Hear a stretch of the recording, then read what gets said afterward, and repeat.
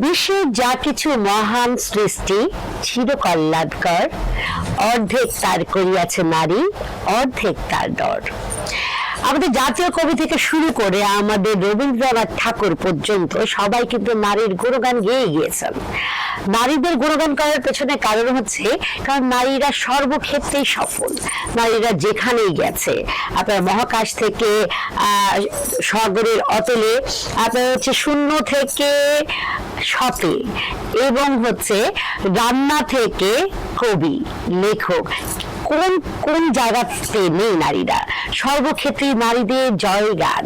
ঠিক তেমনি আজকে আমাদের অতিথি যিনি আছেন খাদিজা রহমান কল্পনা আপু, তিনি একাধারে একজন নারী, একজন সফল নারী উদ্যোক্তা, সঙ্গে একজন শিক্ষক, রন্ধনশিল্পী, কবি ও লেখক।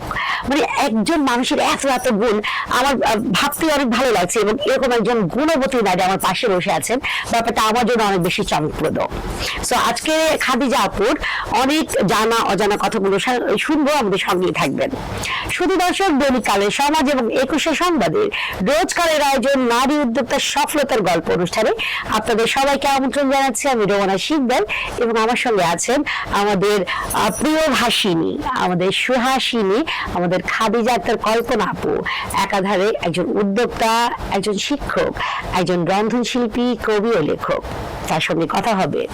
আপু আসসালামু আলাইকুম। ওয়ালাইকুম আসসালাম আপু, কেমন আছেন? আলহামদুলিল্লাহ ভালো, আপনি কেমন আছেন? আমি ভালো আছি আপু। আমি তো আসলে আপনার গুণ শেষ করতে পারিনি, তো আপনি একটু আপনার নাম এবং আপনার আসলে কি কি কাজ করছেন একটু আমার দর্শকদের একটু বলবেন।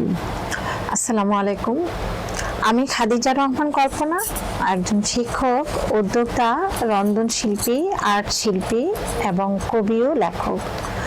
আমি আসলে আমার পেজ কল্পনার জগৎ, মানে আমার নামকে ঘিরেই আমি কল্পনার জগৎটা দিয়েছি। যেহেতু আমি যা যা পারি ওইটা থেকে আমি কল্পনার জগৎ নামটা দিয়েছি। চমৎকার, খুব সুন্দর। মানে নামের সঙ্গে রেখে, মানে আসলে আমরা বলি না যে আমি এটা কল্পনা করছিলাম বা এটা আমার কল্পনা, আমি ভবিষ্যতে এই করব, তো আপুর নামটাই কল্পনা, এবং সেই অনুযায়ী আপু তার পেজটির নামও রেখেছে কল্পনা। আপু যাবতীয় যত চিন্তা ভাবনা স্বপ্ন সবকিছু আপনি কিন্তু কল্পনা জগতে পেয়ে যাবেন। আপু কল্পনার সঙ্গে কি জগৎটা আছে নাকি? আচ্ছা, কল্পনা জগৎ, চমৎকার একটা নাম। আপু এবার একটু বলবেন যে মানে আপনি ছোটবেলায় আসলে কি হতে চেয়েছিলেন? আসলে আমি ছোটবেলায় হতে চেয়েছিলাম একজন অ্যাডভোকেট। আচ্ছা, কিন্তু আমি বড় হবার সাথে সাথে আমার এই স্বপ্নটা বদল হয়ে যায়, চেঞ্জ হয়ে গেছে। আচ্ছা, আমি ছোটবেলা থেকে আর্ট করতাম আর লেখালেখিটা করতাম, ছড়া, ছোটদের ছড়া, বড়দের কবিতা, গল্প, এরকম লেখালেখি করতাম, পড়াশোনার পাশাপাশি। তো এইটাগুলো করার সাথে সাথেই আমার স্বপ্নগুলো আস্তে আস্তে চেঞ্জ হতে থাকে। আমি ছোটবেলা থেকেই স্বপ্ন দেখেছি এমন যে আমি বড় হয়ে আমার স্বপ্নগুলোকে পূরণ করব, এবং আমি আমার এই স্বপ্নগুলোকে নিয়ে সামনে এগিয়ে যাব। এই চিন্তাটা মাথায় রেখে আমি যা যা করতে চেয়েছি সেগুলো আমি প্রশিক্ষণ নিয়েছি। আচ্ছা আচ্ছা, যেমন আমি একজন শেফ, আমি এই যে রান্না বান্নাগুলো কিন্তু আমি অনেক আগে থেকে শিখেছি। আচ্ছা, যখনই ফাইনাল পরীক্ষা শেষ হয়ে যেত, ওই যে ফ্রি টাইমটা, আচ্ছা, ওই টাইমটাতে আমার বিভিন্ন সেক্টর নিয়ে কাজ করা হয়। বাহ, কখনো বসেছিলাম না তাই বলে যে বেড়ানো হয়নি তা কিন্তু না, বেরিয়েছি, কিন্তু পাশাপাশি আমি প্রশিক্ষণ দিয়েছি। চমৎকার। ছোটবেলা থেকে আর্ট করতাম, ওই আর্টগুলো করে আবার আমার ফ্রেন্ডদের কাছে আবার আর্ট সেল করতাম আমি। মানে ওই বয়স থেকেই? ওই বয়স থেকেই। আর আমার আর্ন যেটা আসে সেটা হচ্ছে ক্লাস 9 থেকে আমার আর্ন। মাশাআল্লাহ। ক্লাস 9-এ যখন উঠি তখন একটা ভাবি জমর 2 মেয়েকে আমি পড়াই। আচ্ছা, আর সেই পড়া থেকে আমার ফার্স্ট ইনকাম। চমৎকার। ক্লাস 9 থেকে 9 থেকেই আমার ইনকামটা মানে একদম লিগ্যালি যে ইনকামটা ছিল ওটা। তার আগে ওই যে বললাম ছবি আর্ট করে এটা সেটা ফ্রেন্ডদেরকে আর্ট করে দিতাম বিভিন্ন ওইগুলা থেকে আমি, ওরা নিজে থেকে আমাকে আমি যেন মানে সিরিয়াস হয়ে যায়, আমি যেন এটাকে ভালো দিকে ভালোভাবে কাজ করতে পারি, ওরা নিজেরাই আমাকে গিফট দিত, নিজেরাই আমাকে বলতো যে না টাকা না নিলে এই কাজের প্রতি তোমার আগ্রহ বাড়বে না, এটা এরকম করতে হতো। তখন থেকে আমার আর্টটা করা হয়। তারপর আমি পড়াশোনা করতে করতে যখন এসএসসি পাশ করে ইন্টারে উঠলাম তখন আমার বিয়ে হয়ে যায়। আচ্ছা। বিয়ে হয়ে যাওয়ার পর আমি বিয়ের পরে আমি ইন্টার পরীক্ষা দিই। আচ্ছা। পরীক্ষার পরে ওই যে টিউশনি করছি, পরে পাশাপাশি বিয়ের পরপরই আমি আবার একটা স্কুলে ঢুকে গেলাম। স্কুলে আমি জয়েন করলাম, সেখানে জয়েন করে আমি পড়াচ্ছিলাম, তার পাশাপাশি পড়াশোনা আছে আমার। আচ্ছা, চমৎকার। পড়াশোনাটা করছিলাম, পড়াশোনা করতে করতে আপনার ওই যে বললাম স্বামী সন্তান, আবার এর মধ্যে আমার আর্লি আবার দুটো মেয়ে হয়ে গেল পরপর। তো ওই মেয়ে নিয়ে মেয়েদেরকে দেখাশোনা করা, পড়াশোনা করা, স্কুলে জব সব মিলে মানে একটা ব্যস্ততার মধ্যেই ছিলাম। আচ্ছা, ব্যস্ততার মধ্যেই ছিলাম। তো লেখালেখিটা তো আছে, করছি, এত কিছুর মধ্যেও আপনি লেখালেখি বাদ দেননি? লেখালেখি করছি আমি। মানে ছোট বাচ্চা সামলেও আপনি লিখতে পারেন? আমার ছোট বাচ্চাদের অনেক ছড়া আছে এবং ছোট বাচ্চাদের নিয়ে ছোট ছোট গল্প বের হয়েছে। আমার একটা গল্পের বই আছে রঙ্গবতী রাক্ষসী, এবার 2026 সালে অমর একুশে বইমেলা বের হয়েছে। ওটাতে ছোট বাচ্চাদের অনেক সুন্দর সুন্দর গল্প লেখা আছে, যেটা পড়ে ওরা খুব আগ্রহ হবে। এখনকার বাচ্চারা তো পড়াশোনা একদমই বইটা পড়ে না, ওরা আসলে ইন্টারনেটে বেশি হয়ে যায়। তো আমার মনে হয় রঙ্গবতী রাক্ষসী বইটা পড়লে ছোট বাচ্চাদের খুব ভালো লাগবে। আচ্ছা আচ্ছা, যাই হোক, এই যে বড়দের ছোটদের সবারই লেখালেখি করি। তো এই তো শিক্ষকতা করতেছি, পাশাপাশি সংসার সামলাচ্ছি, জব করছি, এগুলা করতে করতে তারপর এক সময় ছেলে মেয়েরা একটু বড় হলো, আমিও অনার্সে বিয়ে ভর্তি হলাম। ভর্তি হওয়ার পর পড়াশোনা করতে করতে আমি আবার রান্না বান্না নিয়ে শিখতেছিলাম। আচ্ছা। এবং শাড়ি, থ্রি পিস এগুলো আমি আর্ট করা, হ্যান্ড পেন্টিং করা, এগুলো করতাম। করে আমার আব্বুকে সেলাই শিখেছিলাম তখনই, ওই এসএসসি পরীক্ষা দিয়ে তো 3 মাসের একটা গ্যাপ থাকে, ওই সময়টাতে আমি কম্পিউটার শিখেছি এবং রান্না বান্না নিয়ে কিছু শিখেছি, তারপর আবার সেলাইটাও শিখেছিলাম। মাশাআল্লাহ। সেলাইটা আমি আমার বড় মামির কাছ থেকে শিখেছি ফার্স্ট টাইম। তারপর আবার চিন্তা করলাম যে না, আমার তো সার্টিফিকেট একটা দরকার আছে। আচ্ছা। যে কোনো কাজে যেটা কিন্তু অভিজ্ঞতা আপনার সার্টিফিকেটের প্রয়োজন, আপনি প্রশিক্ষণের প্রয়োজন। জি। তো আমি সেইভাবে টেইলার স্টাফ শিখে তখনই আমার আব্বুকে ফতুয়া, পাঞ্জাবি, আম্মুকে ব্লাউজ এগুলো বানিয়ে দিতাম এবং ওখানে সেলাই বিভিন্ন কাজ করে দিতাম, আর্ট করে দিতাম, এরকম আর কি চলছে। এভাবে করতে করতে আমি মানে আস্তে ধীরে সামনে গেলাম আর কি। চমৎকার। একটা মানুষ কতখানি ধৈর্যশীল হলে এত কিছু শিখতে পারে। মানে আপু কি হচ্ছে উদ্যোক্তা বা এগুলো চাইতে আমার মনে হয় যে ধৈর্যের জন্য আপুকে অ্যাওয়ার্ড দেওয়া উচিত। কারণ একটা মানুষের শিশুকাল থেকে শিখছে শিখছে শিখছে, তার বিয়ে হয়ে গেল, আলরেডি ছোট দুটা মেয়ে হয়ে গেল, তাদের রেখেও আপু শিখছে শিখছে শিখছে। তো আমার কাছে ব্যাপারটা অনেক বেশি চমকপ্রদ এবং আমার কাছে মনে হয় আপুর কাছ থেকে শেখার আছে অনেক কিছু।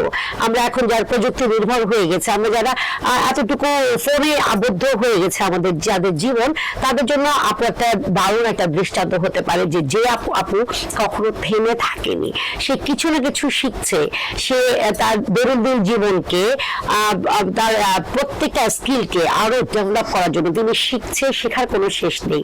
একটা মানুষ কতখানি ধৈর্যশীল হলে এবং কতখানি গুণবতী হলে এই ধরনের প্রতিভার অধিকারী হতে পারে। আপনারা দেখতেই পাচ্ছেন যে খাদিজা আপু, মানে খাদিজা রহমান কল্পনা আপু আমাদের কাছে একটা দারুণ একটা প্রতীক হিসেবে ধরা দিয়েছে যে কি বলে ধৈর্যের প্রতীক, গুণবতীর মানে বিভিন্ন গুণের প্রতীক। আপনি এবার একটু বলবেন আপনার জন্ম এবং বেড়ে ওঠা কোথায়? আমার বেড়ে ওঠাটা ঢাকাতেই। আমি পড়াশোনা করেছি ঢাকাতেই এবং জব করা, বিয়ে শাদী যত যা কিছু সব আচ্ছা, ঢাকাতে। আমার। আচ্ছা আপু, এবার একটু বলবেন যে ছোটবেলায় তো আপনি আসলে অ্যাডভোকেট হতে চেয়েছিলেন, লয়ার।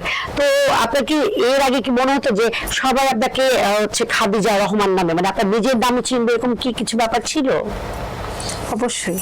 আচ্ছা, আমার একটা স্বপ্নই ছিল যে আমার নামে আমাকে সবাই চিনবে, এটাই কল্পনা। আমার নামে আমাকে চিনবে। কল্পনার জগৎটা আমি দিয়েছি এই জন্য যে কল্পনার জগতে আপনার যে কাজগুলো, যেমন আর্ট নিয়ে কাজ করছি, তারপরে শাড়ি, পাঞ্জাবি, থ্রি পিসে হ্যান্ড পেন্টিং করছি, তারপর হচ্ছে আপনার ওয়াল পেন্টিং, ক্যানভাস মেটিকের কাজগুলো হয়। তো এই যে কাজগুলো করছি, এটা কোথা থেকে হচ্ছে? কল্পনার জগৎ থেকে হচ্ছে। এবং এই যে আমি উদ্যোক্তা হয়েছি কিন্তু আমি 2020 সাল থেকে, আচ্ছা। অর্থাৎ কোভিড-19 এর মধ্যে আমি ওই গ্রুপে ঢুকেছিলাম। আচ্ছা। ওখানে জয়েন্ট হয়ে ওখান থেকে আমার খাবার সেলগুলো স্টার্ট হয়। আচ্ছা, প্রথমে আপনি খাবার নিয়ে অফলাইনে তো ছিল, বললাম যে অফলাইনে ছিল আপনার বেডশিট, থ্রি পিস, এইগুলো আমি আর্ট করে দিতাম, হ্যান্ড পেন্টিং করে দিতাম, এগুলো ছিল, এগুলো করতাম। আমার হাজবেন্ডকে আমি ফতুয়াতে সুতার কাজ করে দিয়েছি, আর্ট করে দিয়েছি, আমার ছেলে মেয়েদের করে দিয়েছি। তো এইগুলাই এভাবে করতেছিলাম। তো আমরা ওই গ্রুপ থেকে আমার স্টার্ট হয়েছে। তারপরে বিভিন্ন গ্রুপে আমাকে অ্যাড করেছে এবং সেখানে আমি খাবারগুলা সেল করেছি উদ্যোক্তা হিসেবে। আমার সেখান থেকে পরিচয়টা হয়। আচ্ছা আপনি তো অনেক কিছু করছেন, কিন্তু তারপর থাকে না যে আপনাকে আসলে আমরা কোনটাই বেশি আসলে দেখতে পাই, মানে আপনি কি রান্নাতে বেশি, মানে আপনাকে আমি যদি উদ্যোক্তা ধরি তাহলে আপনার উদ্যোগটা আমি আসলে কিসে দিব?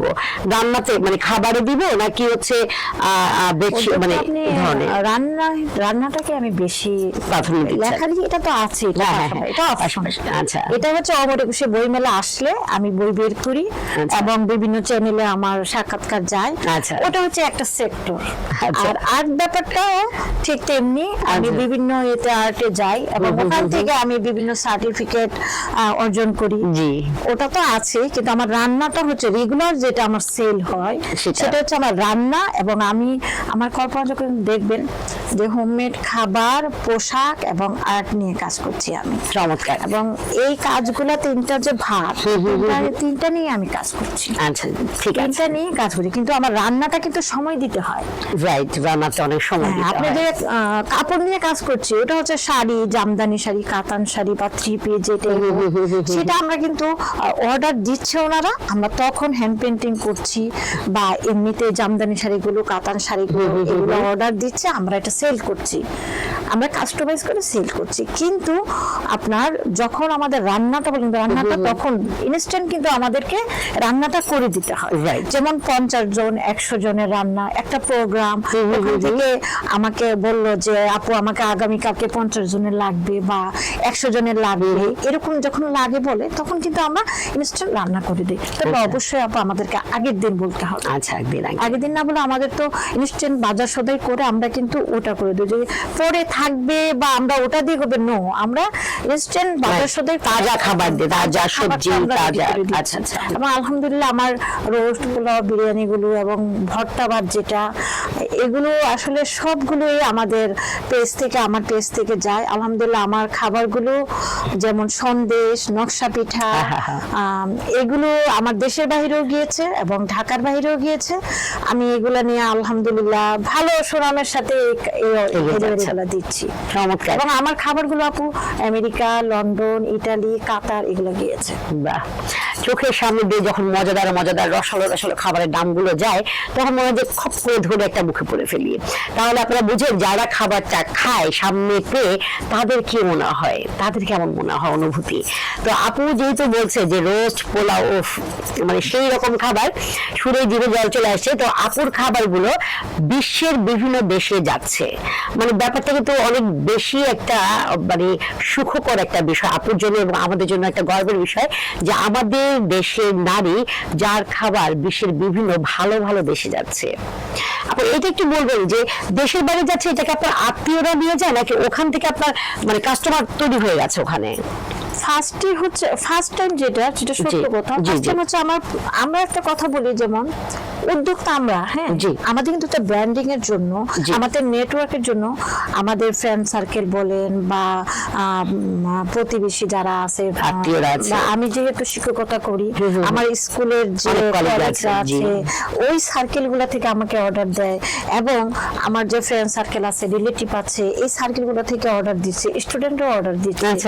এই যে অর্ডার গুলো দিচ্ছে না, আমার এটা অটোমেটিকলি এটা নেটওয়ার্কিং হয়ে গিয়েছে, যেহেতু আমি বিভিন্ন সেক্টর নিয়ে কাজ করছি, এটা নেটওয়ার্কিং এভাবে হয়েছে। তো ওরা যখন নিয়েছে, ওরা যখন দেশের বাইরে যায়, ওরা নিয়েছে, এবং তাদের গুলা যখন তাদের পাশের ফ্রেন্ড যারা এবং তারা আমাকে এই অর্ডারটা দেয়, আর এইভাবে আমার নেটওয়ার্কিংটা হয়েছে। চমৎকার। মানে একজন মানুষ বাংলাদেশের অর্থনীতিতে বৈদেশিক মুদ্রা অর্জনে দারুণ একটা ব্যাপক, মানে ভালো একটা, খুব ছোট হলেও মানে ভালো একটা হাত অবদান রাখছেন। সো বিষয়টি কিন্তু অনেক বেশি প্রশংসনীয়। আপনার এবার একটু জানতে চাই এগুলো ছাড়া, সেটা হচ্ছে আপনার কবি বিষয়টা নিয়ে। কবি আপনি আমাকে একটা বই উপহার দিয়েছেন, জয়ের মালা পড়বে বলে। তো আমি একটু জানতে চাই, এই কবিতাগুলো হচ্ছে আপনি কোন প্রকাশনী থেকে, মানে একটাই প্রকাশনী নাকি বিভিন্ন প্রকাশনী থেকে এগুলো প্রকাশিত হয়? আমার প্রথম লেখা যেটা বের হয়েছে, প্রকাশ হয়েছে, এটা হচ্ছে ঘুণ পোকার বসবাস গল্পের বইটা। এটা পড়ে দেখবেন, এটা আসলে পড়লে আমি মনে করি একজন নারীর লাইফে উত্থান পতন এবং বিভিন্ন ধরনেরই থাকে, ওটা আপনারা জানতে পারবেন। এবং ঘুণ পোকার বসবাস নামটা দিয়েছি এই জন্য, একটা কাঠকে যেরকম ঘুণ পোকা খুঁড়ে খুঁড়ে খায়, এবং সে উপর থেকে ভালো দেখা কিন্তু ভিতরটা কিন্তু কেউ দেখতে পারে, ক্ষয় হয়ে যাচ্ছে, ঠিক তেমনি ভাবে একজন নারীর লাইফে বিভিন্ন রকমের উত্থান পতন এবং কি বলবো আরো অনেক কিছু থাকে। তো সেই ঘুণ পোকার মতোই কিন্তু একটা নারীর লাইফে অনেক কিছু হয়ে যায়, কিন্তু আমরা সেটা বুঝতে পারি না। তো এটাও অনেক সুন্দর বই। এবং আমার আরেকটা কবিতার বই আছে, নিঃশ্বাসের কাছাকাছি, এটা আমি গানচিল প্রকাশনী থেকে করেছি। আর ঘুণ পোকার বসবাসটা করেছি প্রতিবিম্ব প্রকাশ থেকে, এবং অমর একুশে বইমেলায় এই সবগুলো বই আমার আলহামদুলিল্লাহ যায়। এবং আমার থার্ড যে বইটা ছিল, হৃদয়ের ছাপ কবিতার বই, এটা আমার বোন আর আমি করেছি। আমার বোন আমেরিকা থাকে, তো উনিও গল্প লিখেন এবং অনেক কিছু লিখেন। তো আমরা ভাবলাম যে আমরা দুই বোন মিলে গল্পগুলো বের করি, এই জন্য আমরা বের করি। আমি একা বের করেছি ঘুণ পোকার বসবাস, রঙ্গবতী, রাক্ষসী, আর অন্যান্য বই, এবং উপন্যাস আগামীতে বের হবে। কিন্তু এই দুইটা তিনটা বই যে আছে, চারটা, এই বইগুলো আমি আমার বোন আর আমি মিলে করেছি। শিল্পী কল্পনা কাব্যগ্রন্থ 1 হচ্ছে নিঃশ্বাসের কাছাকাছি, শিল্পী কল্পনার কাব্যগ্রন্থ 2 হৃদয়ের ছাপ, শিল্পী কল্পনার কাব্যগ্রন্থ 3 জয়ের মালা পড়ব বলে। এই তিনটা কবিতার বই বের হয়েছে। এবং নিঃশ্বাসের কাছাকাছি যে বইটি, এটি ভারত থেকে পুরস্কার পেয়েছে আলহামদুলিল্লাহ। এবং আমি আশা করছি যে আগামীতে যে গল্প বই, আমার লেখা যে গল্প বইগুলো ইন্টারনেটে আবৃত্তি হয়েছে, আপনি দেখবেন। আমাদের ভাইয়াটার নাম হচ্ছে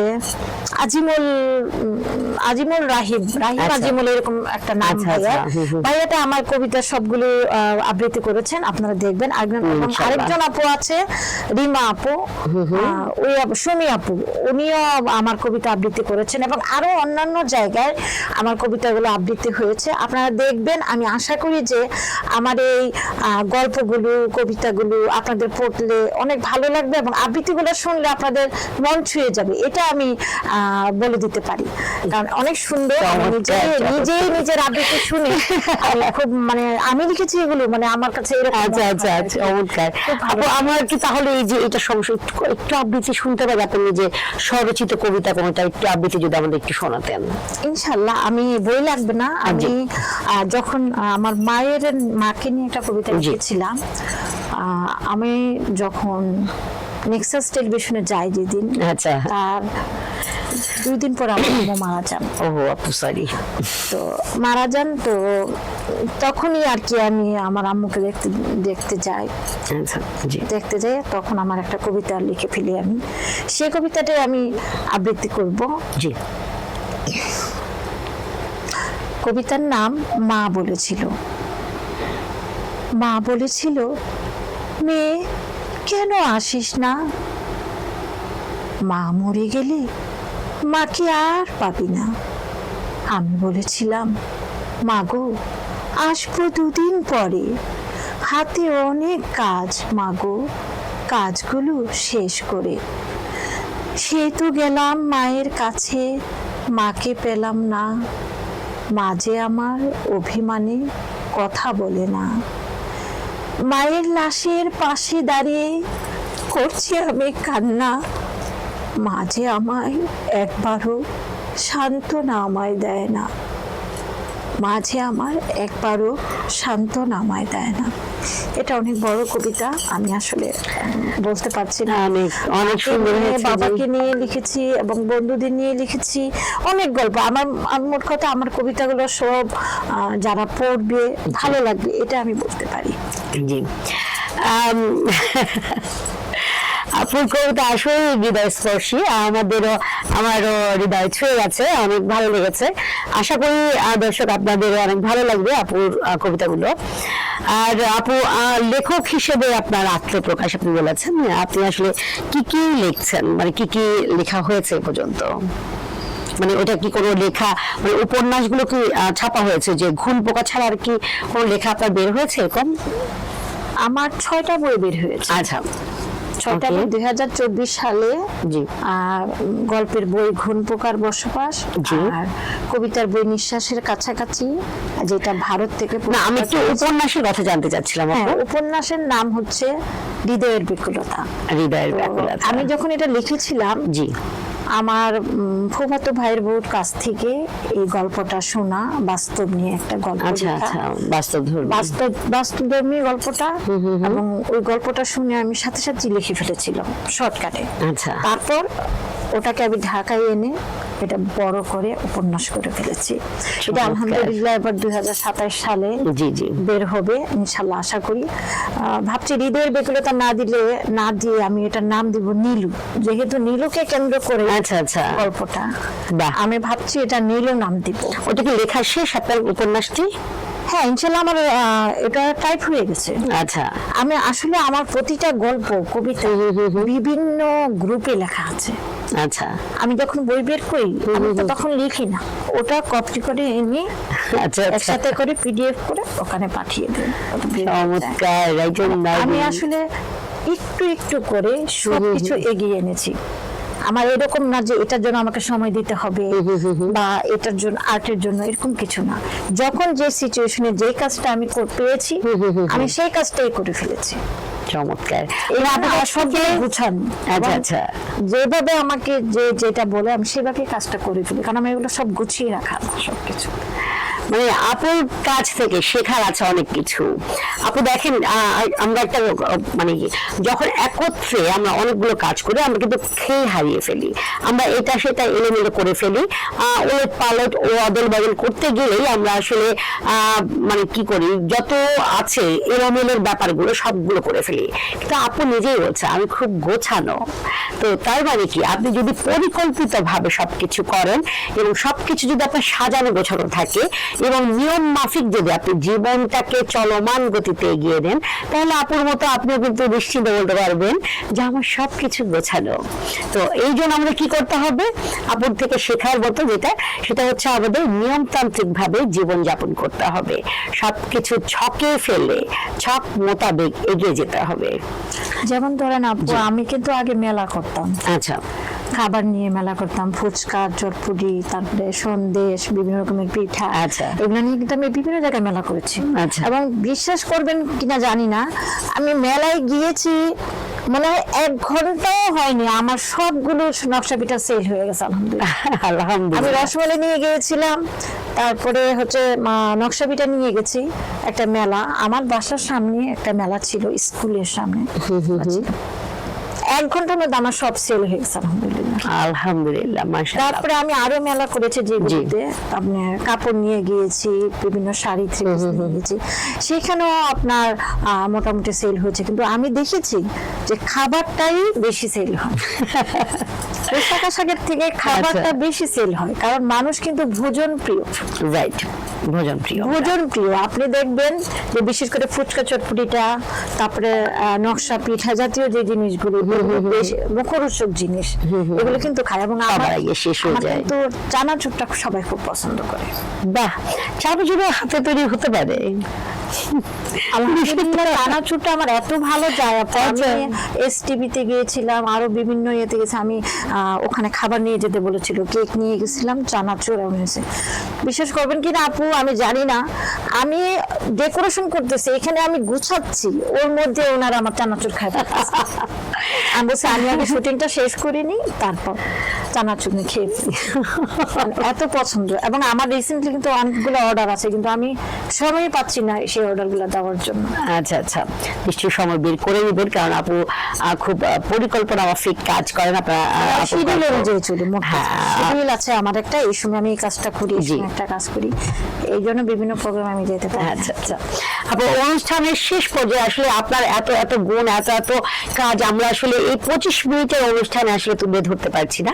তো একদম শেষের দিকে আমরা লাস্ট কোশ্চেন করতে চাচ্ছি, সেটা হচ্ছে বর্তমানে খাদিজা রহমান কল্পনা আপু যে অবস্থানে আছেন, আগামী 5 বছর পর নিজেকে কোন অবস্থানে দেখতে চান? ডেফিনেটলি ভালো অবস্থানে দেখতে চাই। জি। আমার যে স্বপ্নটা, আমি যে কল্পনার জগৎটা তৈরি করেছি, জি। আমার এই কল্পনার জগৎটা অনেক দূরে গিয়ে যাবে। এখন তো বর্তমানে দেশের বাহিরে যাচ্ছে এবং ঢাকার বাহিরে যাচ্ছে। আমি আশা করি আমার এই কল্পনার জগৎটা শুধু অনলাইনে সীমাবদ্ধ থাকবে না, এটা অফলাইনেও ছড়িয়ে ছিটিয়ে যাবে, আশা করি আমি এটা। এবং এই কল্পনা জগতে কয়েকটা সেক্টর থাকবে, সেই সেক্টর গুলো আমি সুন্দর করে সাজিয়ে কল্পনা জগৎটাকে আমি ব্র্যান্ডিং হিসাবে করতে চাই, এটাই আমার আশা। চমৎকার, খুব সুন্দর এবং বেশ বড় আকারের, ব্যাপক আকারে কিন্তু আপুর আশা। সে তার কল্পনার জগৎ, কারণ আপু কিন্তু বিভিন্ন প্রতিভার অধিকারী এবং তার বিভিন্ন সেক্টরে তার একদম দারুণ একটা দখল আছে। তাই তিনি চান তার কল্পনার জগৎ, এই ব্যাপার এখানে বিভিন্ন সেক্টর ওয়াইজ কাজগুলো হবে এবং সেটা ব্র্যান্ডিং করতে চান, এবং তিনি দেশের গণ্ডি পেরিয়ে বিদেশের মাটিতে সুনামের সাথে গৌরব অর্জন করতে চান। শুধুমাত্র গৌরব অর্জন দিয়েই না, তিনি বৈদেশিক মুদ্রা অর্জনে বাংলাদেশের অর্থনীতিতে দারুণ একটা ভূমিকাও রাখতে চান। তো আমরা আপুর জন্য দোয়া এবং শুভকামনা দুটোই করতে পারি। আপুর ইচ্ছা পূরণ হোক, আল্লাহ তাআলা তার ইচ্ছা নিয়ে আশাগুলো পূরণ করুন। আপু অসংখ্য ধন্যবাদ, আমাদের অনুষ্ঠানে আপনার মূল্যবান সময় দিয়েছেন, কৃতজ্ঞতা। আপনাকে অসংখ্য ধন্যবাদ, এবং আমাদের কালের সমাজের যে আমাকে ইনভাইট করেছে এবং আমরা যে এসেছি, এটা অনেক ভালো লাগছে, এবং আপনাকে অনেক ধন্যবাদ। আপনি অনেক সুন্দর করে উপস্থাপনা করেছেন। আসলে প্রাণবন্ত না হলে কথা বলা যায় না, আপনি অনেক সুন্দর প্রাণবন্ত কথা বলেছেন, আপনাকেও অনেক ধন্যবাদ আপু। শুধু দর্শক, দৈনিক কালের সমাজ এবং 21শে সংবাদের রোজকারের আয়োজন নারী উদ্যোক্তার সফলতার গল্প। আজকে এই পর্বটি খাদিজা রহমান কল্পনাপুর, এই পর্বটি আপনাদের কেমন লেগেছে? আপনাদের মূল্যবান মতামত দিতে একদমই ভুল করবেন না। আর আপনারা যারা এই অনুষ্ঠানে আসতে চান, আপনারা অবশ্যই আমাদেরকে ইনবক্স করতে পারেন, অথবা স্ক্রলে একটা হোয়াটসঅ্যাপ নাম্বার যাচ্ছে, সেখান থেকে আপনাদের ওখানে নক দিতে পারেন। আজকে এই পর্যন্ত, সবাই সুস্থ থাকুন, ভালো থাকুন, আমাদের সঙ্গেই থাকুন। আল্লাহ হাফেজ, আসসালামু আলাইকুম, শুভ সন্ধ্যা।